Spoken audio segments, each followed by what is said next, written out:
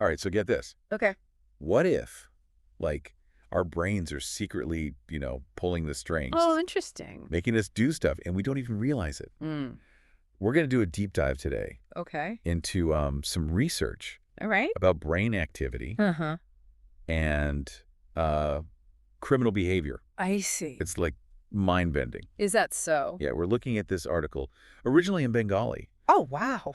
about the neuroscience of crime. So you ever wondered, like, Yeah. are criminals born or made? Right. Or if our brains are kind of secretly calling the shots? Interesting question. Yeah, so buckle up. Well, what's really fascinating is we're not just talking theory here. Oh, really? We've got real cases, real studies, suggesting our brains, well, they might have a bigger role than we thought. Okay, so real-world cases, you said. Absolutely. Let's start with Michael. Michael. Yeah, he was in his 40s, normal life, then bam, pedophilic urges towards his stepdaughter. Wait, what? Just, like, out of nowhere? Yeah, seems that way. Totally out of character. Wow. He was accused of child molestation. The judge, though, he sensed something was off. Ordered treatment. So they thought it wasn't a simple choice, right? Like, more to it. Yeah, exactly. During treatment, still troubling behavior, headaches, a neurologist ordered a brain scan, fMRI. I bet they found something. Shocking, actually. A massive tumor, orbitofrontal cortex, the decision-making center of the brain. So, like, the brakes on a car. Perfect analogy. The brakes stop impulses. Right. They removed the tumor, Good. urges, gone. Michael went home, normal life, but Here's a butt. the tumor came back. Oh, no. And the urges back too. Second surgery, tumor out, cured again. This back and forth is, well, compelling. So, like, is all criminal behavior linked to brain stuff? I mean, it makes you wonder. Big question, right? Chicken or the egg? Does the brain abnormality cause the behavior? Yeah. Or the other way around? Right, right. So, like, could we scan brains and predict crime? Not that simple. There's this other study, anterior cingulate cortex, the ACC, impulse control. Right. So, stronger ACC, better impulse control. Exactly. 96 criminals being released, scanned their brains. Simple task. Measured ACC activity. Okay. Lower ACC activity, twice as likely to reoffend within 4 years. Whoa. So, brain scans could predict future criminal. It suggests that. What's crazy, ACC activity, better predictor than age, drugs, or past crimes. So, scan everyone's brains. Is that, like, ethical? Good question. It's not that straightforward. There are legal things to consider. Actus reus, mens rea, affirmative defense. Legally, huh? Bring it down. Sure. Actus reus, guilty act, the crime itself, mens rea, guilty mind, the intent. So, it's a bad thing and meant to do it. Right. Then, affirmative defense, justification, self-defense, insanity. Oh, so, like, you did it, but there's a reason. Exactly. These legal concepts are key here. Okay, so, like, our brains are doing all this stuff. Do we even have free will? The age-old question, neurosciences. Well, it's adding to the debate. There's this dot experiment. Pretty wild. Okay, I'm listening. So this experiment, Yeah? participants watched a dot moving on a clock face. Okay. They pressed a button whenever they felt like it. Uh-huh. Then they reported where the dot was when they first felt the urge to move. Got it. So what's the, like, mind-blowing part? Well, researchers were watching their brains, Okay. brain activity, Right. and there's this signal. It appeared before they decided to move. Whoa.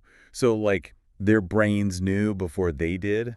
That's what it looks like. Like the brain initiated the action before conscious awareness. That's free. There's another one even further. Oh. Scientists predicted which hand they'd move before they chose. No way. Just from brain activity. Yep, just brain patterns. So our brains are making decisions, like, Okay. secretly, without us knowing. It challenges, our idea of conscious control. It's a question that's been around forever. But, like, if that's true, is anyone responsible for anything? That's a valid point. But these experiments, they don't prove all actions are involuntary. Okay, so what are they showing then? It's the brain preparing for action, not the conscious decision itself. So the brain's getting ready, but we decide. Exactly. Wanting versus doing. There's a tiny lag, but crucial. Okay. Think of it this way. Someone says, I'm going to rob a bank. Then they do. Not involuntary, even if their brain showed signs. So the brain preps, but we still choose. Right. Intention matters. Conscious decision. Makes sense. It's not just our brains going rogue. Now, recklessness. Ever heard too good to be true? Sure. Like a diamond ring, super cheap. Yeah. You kind of know it's probably stolen. Right. But hey, a deal, right? I see where you're going. Recklessness, knowing the risk but doing it anyway. So even if you tell yourself, I don't know what's stolen, The suspicion is enough, Yeah. legally speaking. it's interesting. There's research on this, how brains handle risk, ambiguity. People with damage to a certain brain area, ventromedial prefrontal cortex, they're bad at assessing risk. So some people, their brains make them more reckless. It suggests that, yeah, brain differences can affect how we process information.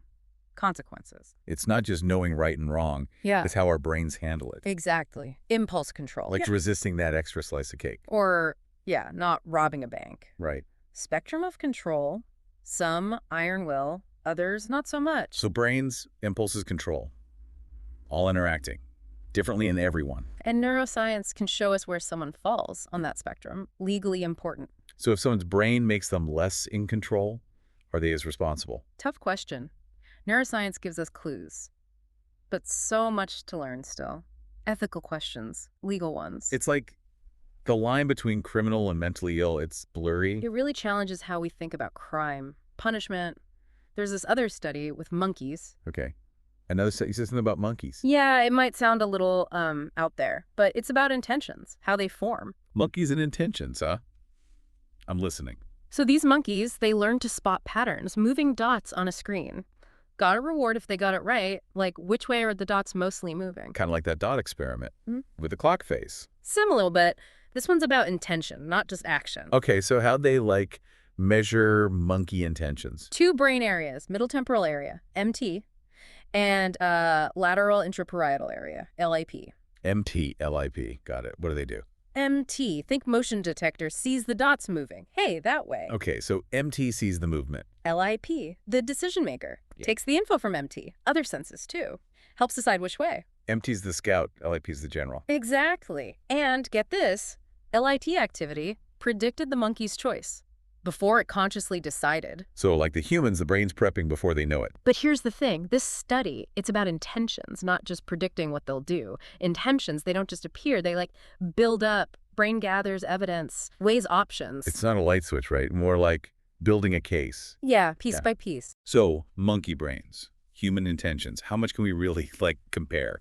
Can we use this to predict crime? Good question. Got to be careful with direct comparisons. Monkeys and humans, similar, but human intentions, way more complex. Social stuff, morals, experiences. We can't just scan someone and go, you're going to rob a bank. But these monkey studies, they show us something basic about how decisions happen, the foundation. Even if we can't predict crime yet. It's all part of figuring out the brain, how it affects what we do. So big picture, this deep dive, brains, free will, crime. It's a lot. What's the one thing you want listeners to remember? Our brains, they're complex, and they shape our behavior more than we realize. And as we learn more, big questions, responsibility, justice, what it means to be human. It really makes you think. Thanks for taking this deep dive with us. Keep those brains buzzed, everyone. We'll see you next time.